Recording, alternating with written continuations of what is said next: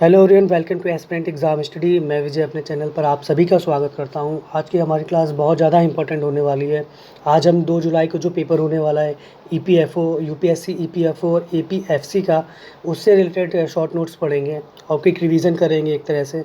तो चैनल पर न्यू है तो प्लीज़ लाइक, सब्सक्राइब और कमेंट शेयर करिए ज़्यादा से ज़्यादा। वीडियो एंड तक वॉच किया करिए और जब तक एग्ज़ाम नहीं होते तब तक आप इसे बार बार वॉच करिए। आपके लिए बहुत हेल्पफुल होगा ये नंबर गेन करने में एग्ज़ाम में। और यूपीएससी क्या है तो शॉर्ट नोट्स एंडिंग टाइम में बहुत इंपॉर्टेंट होते हैं, खुद के बनाए हुए हैं। तो मैंने काफ़ी किताबों से देख के बनाए हैं ये। तो प्लीज़ आप इसे देखिएगा और एग्ज़ाम के लिए अपने तैयारी को और भी बूस्ट करिए। तो चलिए आज की अपनी क्लास स्टार्ट करते हैं।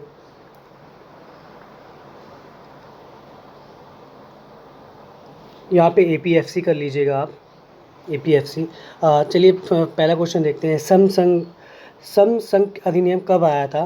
तो श्रम संघ अधिनियम 1926 में आया था। सबसे पहले हम औद्योगिक संबंध के बारे में पढ़ेंगे। इसके 6 से 5 टॉपिक हैं, उससे रिलेटेड हम पढ़ेंगे। शाही श्रम आयोग कब आया था? तो ये 1929 का इसकी स्थापना है। ट्रेड विवाद अधिनियम के द्वारा था ये। 1929 में ट्रेड विवाद अधिनियम भी आया था। तो ये मुंबई सूती वस्त्र श्रमिक जांच समिति कब बनी थी? तो ये 1937 में बनी थी।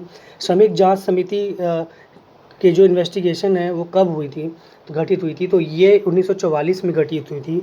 और नेक्स्ट देखते हैं, अंतर्राष्ट्रीय श्रम संगठन की स्थापना कब हुई थी? तो 1919 में बना था ये श्रम संगठन और वारसाई संधि के द्वारा हुई थी। और इसमें जो थी इंडियन स्टार्टिंग से सदस्य बने थे इसके। औद्योगिक विवाद अधिनियम कब पारित किया गया था? तो ये 1947 में पारित किया गया था और धारा अनुसूची 5 में है ये। और इंडस्ट्रियल डिस्प्यूट एक्ट कहा जाता है इसे। 2A से 2टा तक है ये। चलिए नेक्स्ट देखते हैं। बोनस भुगतान अधिनियम कब का है? तो ये 1965 का है। हड़ताल अवैध कब होगा? जो फैक्ट्रीज़ में हड़ताल किए जाते हैं उसे हम कब अवैध मानेंगे? अगर हम 14 दिन पहले हड़ताल के 14 दिन पहले नोटिस नहीं देंगे या फिर हड़ताल करने जा रहे हैं, हमें पहले 42 दिन या 6 सप्ताह पहले उन्हें बताना पड़ेगा नोटिस देके कि क्यों कर रहे हैं, तो ये हड़ताल अवैध होगी अगर हम ये प्रोसेस नहीं करेंगे। तो हड़ताल और तालाबंदी का प्रतिरोध किस धारा में है? तो चलिए देखते हैं। हड़ताल और तालाबंदी का प्रतिषेध धारा कौन सा है? तो ये 23, 22, 24 धारा में है। काम बंदी, छटनी बंदी किस धारा के अंतर्गत आते हैं? तो ये 25C के अंतर्गत आते हैं। 50 से अधिक संख्या के कामगार प्रतिष्ठानों में ये लागू है। और जैसा मैंने कहा था आपको कि 2 माह पहले नोटिस देना पड़ता है लगभग, तो ये काम बंदी के लिए। तो ये है 50 से अधिक जहाँ भी श्रमिक होंगे उन प्रतिष्ठानों में ये काम बंदी छटनी लागू हो जाता है। चलिए औद्योगिक विवाद संशोधन अधिनियम कब हुआ, विस्तारित हुआ था? तो ये देख सकते हैं कि 2010 का अधिनियम है ये और धारा 2A में है ये। और कर्मकार मजदूरों जो पर्यवेक्षक में उनका वेतन 1600 से 10,000 के मंथ के बीच होता है, वहाँ पे ये अधिनियम पारित किया जाता है। शिकायत निपटान समिति गठित समिति कौन सी थी? तो ये नियोजक कर्मकार के बीच में होती है, जिसमें 6 संख्या से अधिक नहीं होने चाहिए। और शिकायत करने वाला कर्मकार होता है और उसके जो संचालित बॉस होते हैं, जो नियोजक जो उन्हें लगवाते हैं, उनके द्वारा ये निपटान किया जाता है ये। चलिए नेक्स्ट क्वेश्चन देखते हैं। उद्योगों अनुशासन संहिता और अंतर संघीय आचार संहिता कब लागू की गई थी? तो ये 1958 का है, 1958 में लागू की गई थी। श्रम कल्याण के अंतर्गत कौन कौन सी चीज़ें आती हैं? चलिए देखते हैं। अंतः श्रम कल्याण आता है, बाह्य श्रम कल्याण आता है और ट्रस्टशिप आती है, इससे संबंधित है श्रम कल्याण। चलिए नेक्स्ट क्वेश्चन देखते हैं।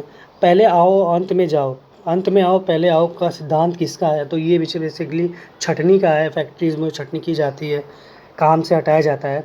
भारत का औद्योगिक वित्त निगम किस वर्ष अस्तित्व में आया था? तो ये 1948 में अस्तित्व में आया था।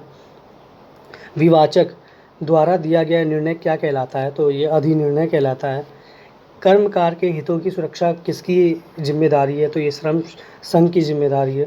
भारत किसका संस्थापक स्टार्टिंग से रहा है? तो ये ILO का रहा है, अंतर्राष्ट्रीय श्रम संगठन का। चलिए नेक्स्ट क्वेश्चन देखते हैं। औद्योगिक विवाद अधिनियम 1947 के अंतर्गत अधिनियम के त्रिस्तरीय तंत्र में कौन कौन आता है?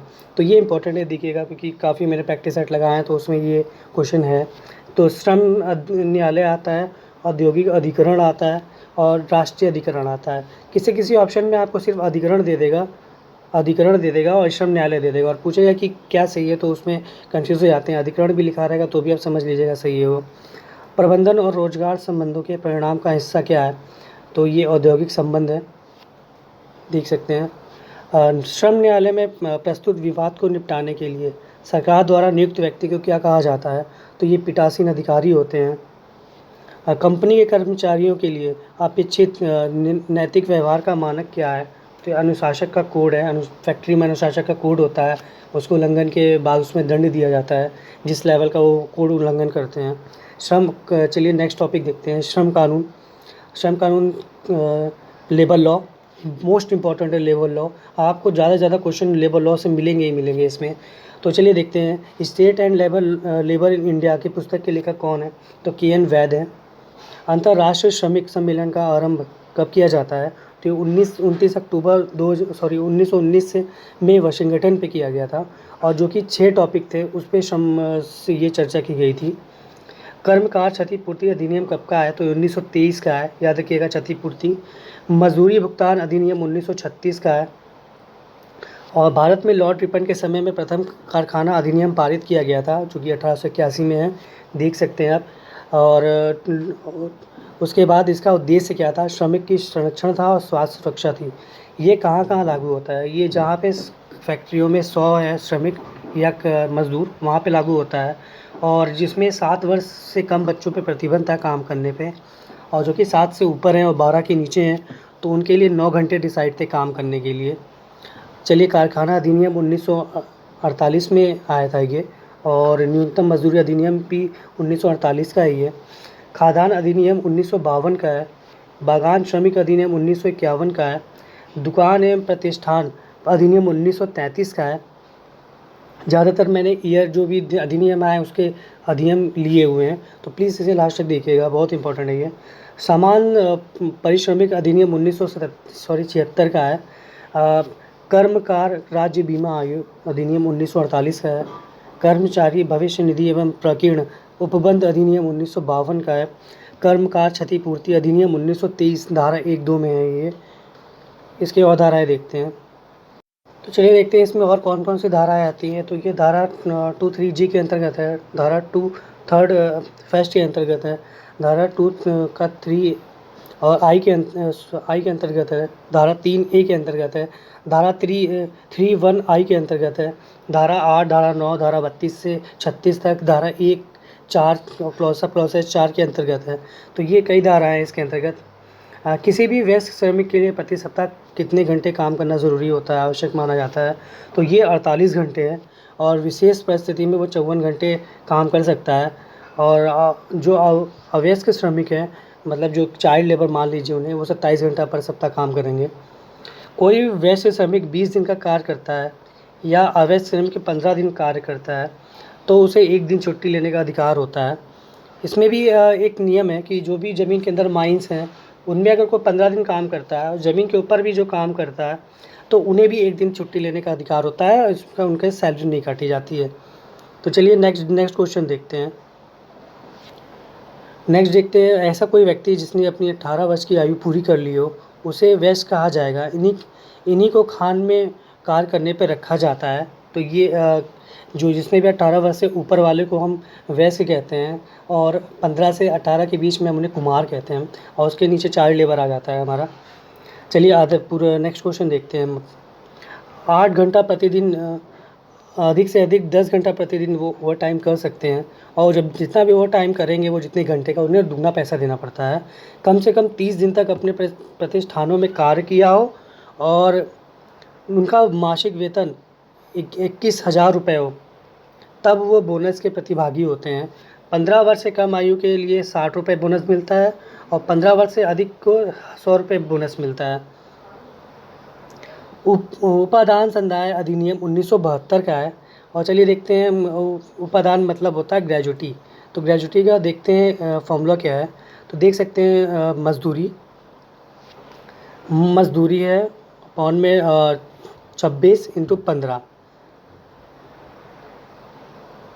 एक बेसिक फार्मूला है ग्रेजुटी का। पेमेंट ऑफ ग्रेजुटी हम कैसे देते हैं लास्ट में, तो वो है। चलिए नेक्स्ट पॉइंट देखते हैं। गलत सूचना कंपनी कानून के किसी प्रावधान या नियम लागू न करने या कानून के अंतर्गत कर्मचारियों को प्राप्त होने वाली ग्रेजुटी राशि का भुगतान नहीं करने के स्थिति में कितने रुपए का जुर्माना लगता है कारावास है उसके रिलेटेड है। तो 10,000 रुपये का जुर्माना लगता है इसमें, और 6 महीने कारावास हो सकता है कि यदि आप कर्मचारी को उनका ग्रेजुटी नहीं देंगे और सही से नहीं देंगे जितना उनका बनता है। तो चलिए नेक्स्ट पॉइंट देखते हैं। बाल श्रम प्रतिषेध एवं विनिमय अधिनियम 1986 का है ये। सुबह 8 से 7 बजे तक वो काम कर सकते हैं, उसके बाद काम नहीं किया जा सकता। बाल श्रम रोकथाम विनिमय संशोधन अधिनियम 2017 का है, जिसमें कहा गया कि बाल कलाकार 5 घंटे से अधिक काम कर नहीं सकते, लगातार 3 घंटे से अधिक काम नहीं करेंगे और 5 घंटे से अधिक एक दिन में काम नहीं करेंगे। चलिए नेक्स्ट पॉइंट देखते हैं। कर्मचारी भविष्य निधि अधिनियम 1952 का है, जिसमें कर्मचारी 20 से अधिक हो वहाँ उस पर लगता है। कैंटीन समिति का कार्यकाल कितने वर्षों का होता है? तो ये 2 वर्षों का होता है कैंटीन समिति का कार्यकाल। मोटर परिवहन श्रमिक अधिनियम 1961 का है। और अंतर्राष्ट्रीय श्रम संगठन के बारे में कुछ जान लेते हैं। चलिए देखते हैं। अंतर्राष्ट्रीय श्रम संगठन में कुछ निकाय से 3 पॉइंट होते हैं, जैसे कि देख सकते हैं आप। अंतर्राष्ट्रीय श्रम सम्मेलन आता है, अंतर्राष्ट्रीय श्रम संगठन के अंदर है ये सम्मेलन है, शाही निकाय है, और भारत में बाकी प्रथम दिल्ली में इसका ऑफिस है, इंडिया की बात करें तो। चलिए देखते हैं इसमें और क्या है। इसके अंतर्गत जो शाही निकाय आता है उसमें 3 नाम कैटेगरी डिवाइड करते हैं। पहला सरकार होता है, जिसमें 28 सदस्य होंगे। एक नियोजक होगा, फैक्ट्री मालिक, जिनमें 14 सदस्य होंगे उनके यूनियन के। और फिर आता है श्रमिक कर्मकार, उनके होते हैं लगभग 14। तो कुल मिला के सरकार, नियोजक और श्रमिक को मिला के 52 टोटल बनते हैं मीटिंग में। चलिए देखते हैं। इसकी स्थापना जो होती है 1928 में हुई थी अंतर्राष्ट्रीय श्रम संगठन में, और इसका अभी इंडिया में देखें तो दिल्ली में है। कर्मचारी पेंशन योजना 1995 का है, 1995 का है, देख सकते हैं। वीवी गिरी राष्ट्रीय श्रम संस्थान 1974 में स्थापित हुआ था। श्रम को समवर्ती सूची में रखा गया है, ये इंपॉर्टेंट है, याद रखिएगा। साप्ताहिक अवकाश का प्रावधान किस धारा के अंतर्गत किया गया?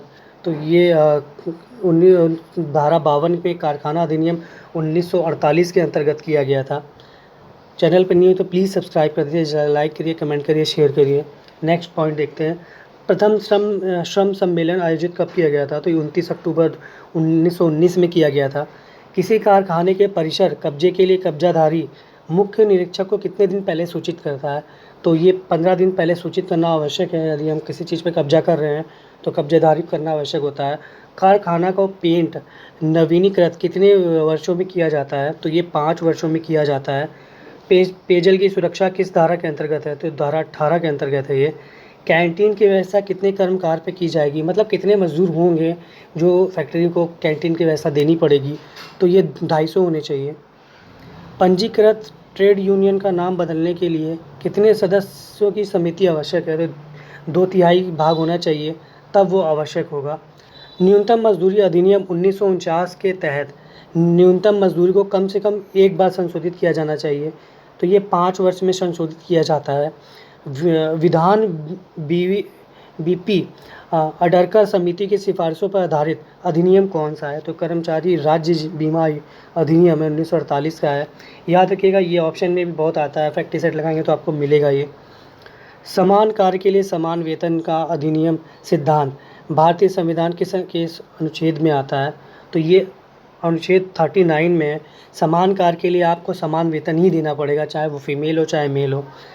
उपदान ग्रेजुटी संदाय अधिनियम के अंतर्गत अधिकतम सदस्य संदाय राशि कितनी रखी गई है?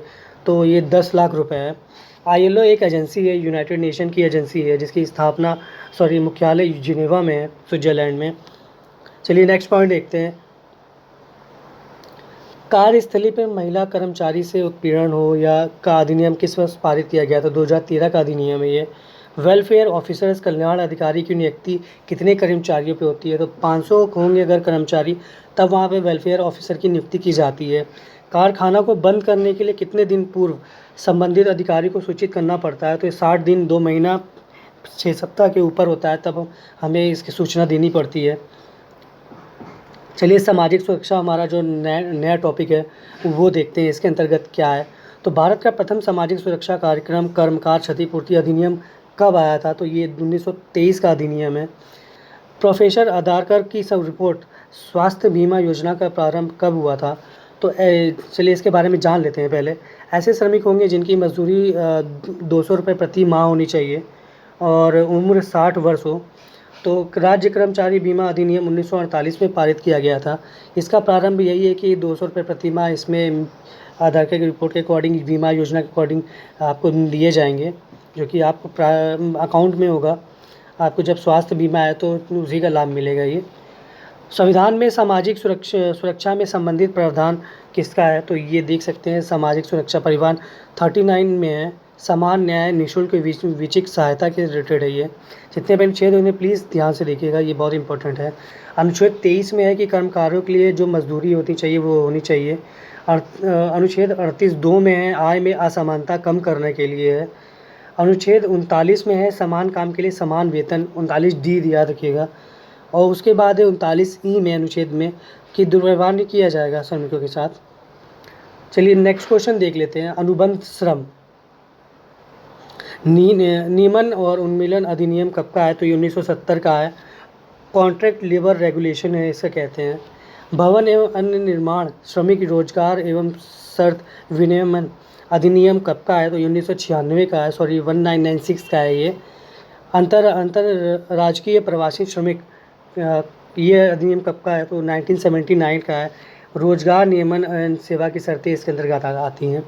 राष्ट्रीय ग्रामीण रोजगार गारंटी योजना, जिसे आप मनरेगा भी कहते हैं, नरेगा भी कहते हैं, 2005 का है। इसमें 100 दिन आपको रोज़गार पक्के दिए जाते हैं और ये सैलरी पहले शायद 220 थी पर डे, बट अब इसे बढ़ा दिया गया है, कुछ देख लीजिएगा। मातृत्व प्रसूति हितलाभ अधिनियम कब का है? तो ये 1961 का है। सामाजिक सुरक्षा संहिता ये अधिनियम कब का है? तो 2020 का है ये।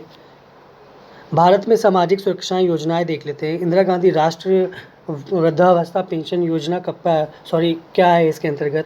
इसके अंतर्गत उन लोगों को मासिक 300 रुपये मिलेंगे जो कि 60 से 80 साल के बीच में है। और जो भी 60 से 80 वर्ष के बीच में है उनको मासिक पेंशन योजना के लिए 300 रुपये दिए जाएंगे, जो कि वो 80 साल के बाद हो जाएगा। और ये भरना पड़ेगा। जो भी 60 से 80 के बीच में है उन्हें पर मासिक वेतन 300 रुपये मिलेंगे, और जो कि 80 के ऊपर हैं उन्हें मिलेगा 500 रुपये प्रति माह वेतन, पेंशन। याद रखिएगा, या फिर से मैं इसको बता दे रहा हूँ आपको। इंदिरा गांधी राष्ट्रीय वृद्धा पेंशन योजना के अंतर्गत जिनकी भी एज 60 से 80 के बीच में है उनको मासिक वेतन 300 रुपये मिलता है। इसे तो 80 के ऊपर वालों को 500 रुपये प्रति माह दिया जाएगा 80 वर्ष के ऊपर। इंदिरा गांधी राष्ट्रीय विधवा पेंशन योजना 2009 का जो कि है, इसमें देखिए क्या होता है। इसमें जो कि गरीबी रेखा से जो नीचे या जीवन यापन करने वाले जो विधवाएं हैं उन्हें, जिनकी एज 60 से 80 साल के बीच में है, उन्हें 300 रुपये प्रति माह का पेंशन दिया जाएगा। चलिए नेक्स्ट को देखते हैं। इंदिरा गांधी राष्ट्रीय विकलांगता पेंशन योजना, जिनकी एज 18 से ऊपर हैं और विकलांग व्यक्ति हैं, उन्हें 300 रुपये प्रति माह पेंशन दिया जाता है। अटल पेंशन योजना देख लेते हैं। APY 18 से 40 वर्ष की आयु के व्यक्ति से जुड़ सकते हैं और उन्हें पेंशन 60 वर्ष के ऊपर मिलेगी। प्रधानमंत्री जीवन ज्योति बीमा योजना के अंतर्गत देख लेते हैं। जिनकी भी एज 18 से 50 के बीच में है वो इससे जुड़ सकते हैं। अगर उनकी मृत्यु होती है तो उनके परिवार को 2 लाख रुपए मिलेंगे। पहले इसमें वार्षिक हमें जमा भी करना पड़ता है। पहले इसमें 330 रुपये हम जमा करते थे। अब इसे बढ़ा के जो वार्षिक प्रीमियम है ईयरली साल का, उसको 436 रुपये देने हैं। ये याद रखिएगा कि कितना बढ़ाया गया है। 436 रुपये इसमें वार्षिक प्रीमियम देना पड़ता है। तब आपको एक एज लगभग 60 के ऊपर ही सब में पेंशन मिल देते हैं। तो एक एज के बाद जाएंगे तो आपको पर महीने इतने पैसे मिलते हैं।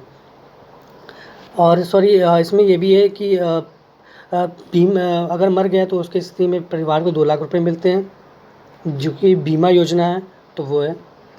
प्रधानमंत्री सुरक्षा बीमा योजना, जो कि 18 से 70 साल के बीच जो व्यक्ति जो बैंक खाता है जिनका है, उन्हें 20 रुपये वार्षिक प्रीमियम डेबिट करना पड़ता है। और दुर्घटना की स्थिति में उन्हें 2 लाख रुपए मिलेंगे और विकलांगता की स्थिति में उनको 1 लाख रुपए मिलेगा। पहले इसमें 12 रुपये सबमिट करने पड़ते थे, 12 रुपये वार्षिक, पर अब इसमें बढ़ा के 20 रुपये कर दिया गया है। ये एक बीमा योजना, याद रखिएगा। उसके पहले भी जो प्रधानमंत्री जीवन बीमा योजना थी, वो भी एक बीमा योजना थी, जो कि आपके दुर्घटना की स्थिति में परिवार को मिलता है। प्रधानमंत्री किसान सम्मान योजना, जो कि जिनके पास 2 हेक्टेयर से पहले कम ज़मीन थी उनको दिया जाता था, बट अब 2 हेक्टेयर से ऊपर वालों को भी दिया जाता है। इसमें 6,000 रुपये वार्षिक दिए आपको 3 किस्तों में दिए जाते हैं। 2,000 हर 4 महीने पे 2-2 हज़ार रुपये दिए जाते हैं सरकार की तरफ से आपको। प्रधानमंत्री किसान मानधन योजना 2 हेक्टेयर से कम भूमि वालों के लिए है ये, जिनकी एज 18 से 40 वर्ष हो। 55 रुपये से 200 रुपये मासिक प्रीमियम बैंक में जमा करने पर 60 वर्ष की आयु के पश्चात 3,000 रुपये प्रति माह पेंशन मिलता है। इसमें आपको पैसे जमा करने पड़ेंगे, जिनकी भी 18 से 40 है, और उसके बाद आपको जब 60 प्लस ईयर हो जाएगा तो उसमें आपको 3,000 रुपये मासिक पेंशन दिए जाते हैं। चलिए 15 अगस्त 1947 को राष्ट्रीय सामाजिक सहायता कार्यक्रम प्रभावी हुआ था। सामाजिक सुरक्षा से संबंधित मामले राज्य के नीति निर्देशक तत्व अनुच्छेद 41-42 के सूचीबद्ध हैं, याद रखिएगा। कर्मचारी पेंशन योजना 1995 में लागू हुआ था।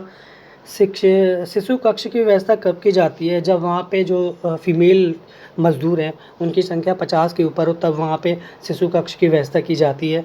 अटल पेंशन योजना का संचालन कौन करता है? तो ये PFRD है, मुख्यालय इसका न्यू दिल्ली है, वो करता है। चलिए नेक्स्ट देखते हैं, मुद्रा बैंक सहायक कौन सा सहायक है इसमें? तो सिडबी बैंक है। आयुष्मान भारत के लाभार्थियों के लिए योजना के तहत बीमा कवर कितना है? तो ये 5 लाख रुपए है। केंद्र समाज कल्याण बोर्ड की स्थापना कब की गई थी? तो 1953 में की गई थी।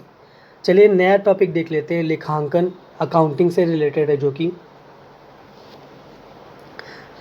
मौद्रिक लेन देन, लेखा करना, वर्गीकृत करना, निष्कर्ष निकालना, विश्लेषण, निर्वाचन, लेखांकन की प्रणाली, व्यापार या उपार्जन प्रणाली, एकहरा लेखा प्रणाली, इनसे रिलेटेड जितने भी ये चीज़ें होती हैं तो ये लेखांकन अकाउंटिंग से रिलेटेड है, याद रखिएगा। व्यापारिक या उपार्जन प्रणाली एक गहरा लेखा प्रणाली है, जो कि व्यावसायिक लेन देन के 2 खातों के बीच में होता है।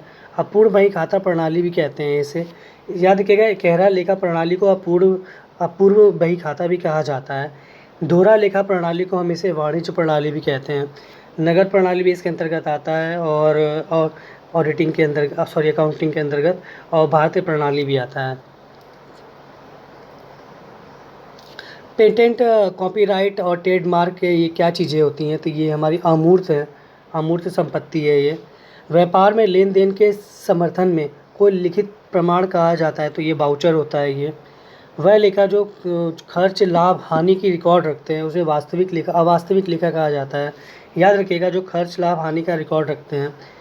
पुस्तक पालन की दोहरा लेखा प्रणाली का आविष्कार किसने किया था? लुकास पेसियाली ने किया था, याद रखिएगा, इंपॉर्टेंट है। आय क्या होती है? आय जो हमें प्राप्तियां हैं और जो हम व्यय करते हैं उसे आय कहा जाता है। एकल लेखा प्रणाली को क्या कहा जाता है? तो ये एकल लेखा प्रणाली को हम पूर्ण बही खाता प्रणाली भी कहते हैं, इंपॉर्टेंट है, काफ़ी प्रैक्टिस सेट में क्वेश्चन आया रखा है। लेखांकन के लाभ क्या हैं? तो ये कर निर्धारण में सहायक होता है, छल कपट पर ये नियंत्रण करता है। गैप होता है, सामान्य स्वीकृत लेखांकन सिद्धांत है ये। संपत्ति के मद का प्रतिनिधित्व करने वाले खाते को क्या कहते हैं? तो वास्तविक खाता कहा जाता है जिसे। जर्नल या रोजना मच्चा एक पुस्तक है, ये प्रारंभिक अभिलेखों के लिए होती है।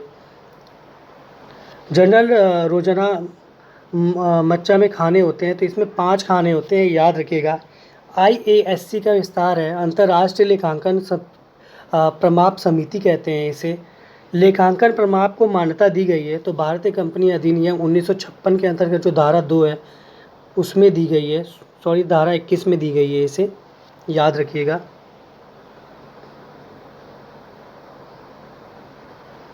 व्यावसायिक लेन देन का प्रारंभिक लेखा क्या होता है? तो ये रोजना मच्चा कहते हैं इसे, जर्नल कहा जाता है।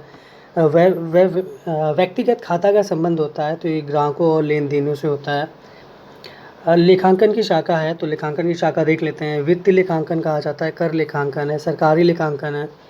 पूंजीगत प्राप्तियाँ क्या होती हैं? तो ये स्थायी संपत्ति को बेचने वाली से प्राप्त राशि, पूंजी से प्राप्त राशि और ऋण से प्राप्त राशि को हमें पूंजीगत प्राप्तियाँ कहा जाता है। भारत में वस्तु विक्रय अधिनियम कब पारित किया गया था? तो ये 1930 में पारित किया गया है। दिवालिया का उल्लेख भी इसी में किया गया है। लेखांकन प्रमाप बोर्ड की स्थापना कब की गई थी? तो ये 21 अप्रैल 1977 में की गई थी। अभी चैनल पे नहीं हो तो प्लीज़ सब्सक्राइब कर लीजिए। चलिए नेक्स्ट पॉइंट देखते हैं हम, ऑडिटिंग, जिसे अंकेक्षण कहा जाता है। 1494 में यूनान एवं रोम में राजकीय हिसाब किताब की जांच करने के लिए अपना निर्णय देने वालों को अंकेक्षण कहा जाता था। जनवरी 1923 में British association of accounts and audit नामक एक संस्था का गठित किया गया। इन्हें पास करने वालों को भारत में अंकेक्षण बनाया जाता था, याद रखिएगा। सर्वप्रथम 1918 में मुंबई सरकार ने government diploma in accounting diploma course शुरू किया था। कंपनी अधिनियम 1956 के अंतर्गत 1956 के अंतर्गत प्रत्येक संयुक्त स्कंध कंपनी को अपने खातों का वित्तीय अंकेक्षण करना अनिवार्य है। ऑडिटिंग आपको रखना ही पड़ेगा। बैंकों का अंकेक्षण बैंकिंग रेगुलेशन अधिनियम 1949 के अंतर्गत है। चार्टर्ड अकाउंटेंट एक्ट 1949 का ही है। अंतर्गत चार्टर्ड अकाउंट एंड अंकेक्षक रखना होगा कंपनी को। अंतर्राष्ट्रीय अकाउंटेंट्स संघ की स्थापना कब की गई थी? तो 1977 में की गई थी। 1977 को कहा से कहते हैं। ऑडिट सब लैटिन भाषा का एक शब्द है। ऑडिटे से बना हुआ है ये, जिसका अर्थ होता है सुनना। याद रखिएगा ऑडिट का अर्थ क्या है लैटिन भाषा में? सुनना। इंस्टीट्यूट ऑफ चार्टर्ड अकाउंटेंट की स्थापना कब की गई थी? तो ये 11 मई 1880 में की गई थी। लेखांकन के बाद क्या शुरू होता है? तो अंकेक्षण होता है, ऑडिटिंग शुरू होती है लेखांकन के बाद। सरकारी विभाग और संस्थाओं के हिसाब किताब के द्वारा राष्ट्रपति द्वारा किसको अपॉइंट किया जाता है? तो ये नियंत्रक एवं महालेखा परीक्षक है। अनुच्छेद 148 के अंतर्गत नियुक्ति की जाती है। एक कंपनी के अंकेक्षक प्रच्युत किया जाता है, तो ये शेयरधारकों के द्वारा किया जाता है।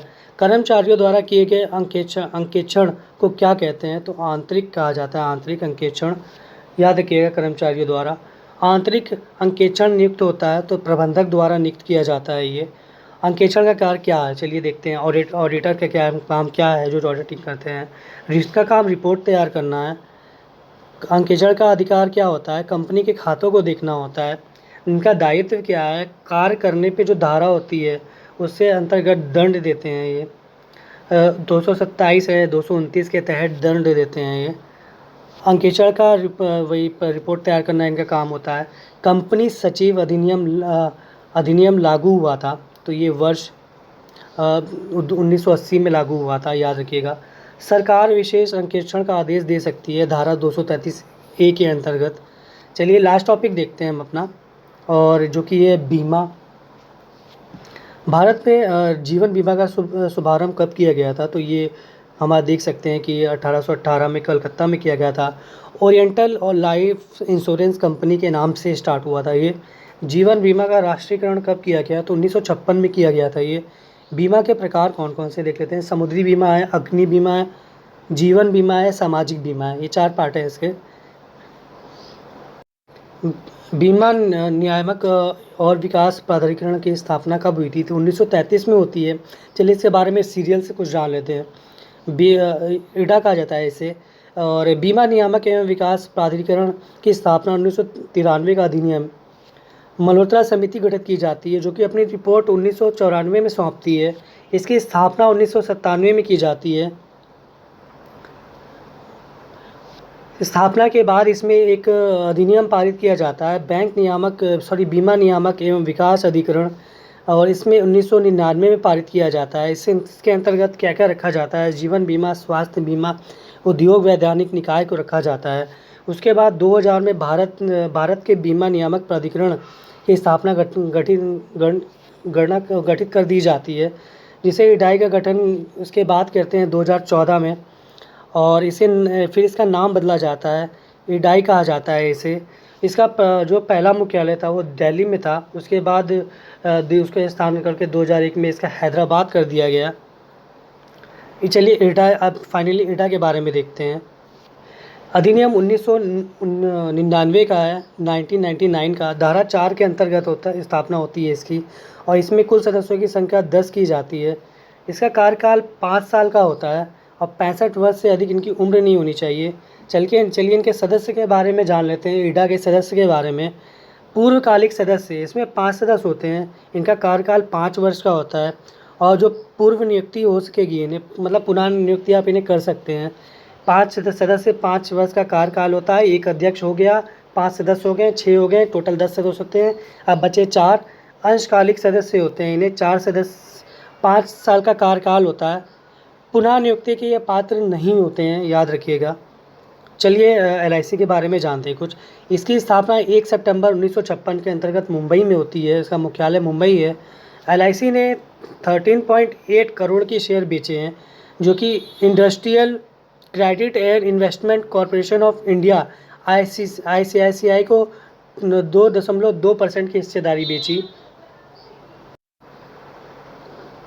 2.2 की हिस्सेदारी दी थी। उसके बाद नेक्स्ट पॉइंट देखते हैं, प्रधानमंत्री जीवन बीमा योजना 2015 का है ये।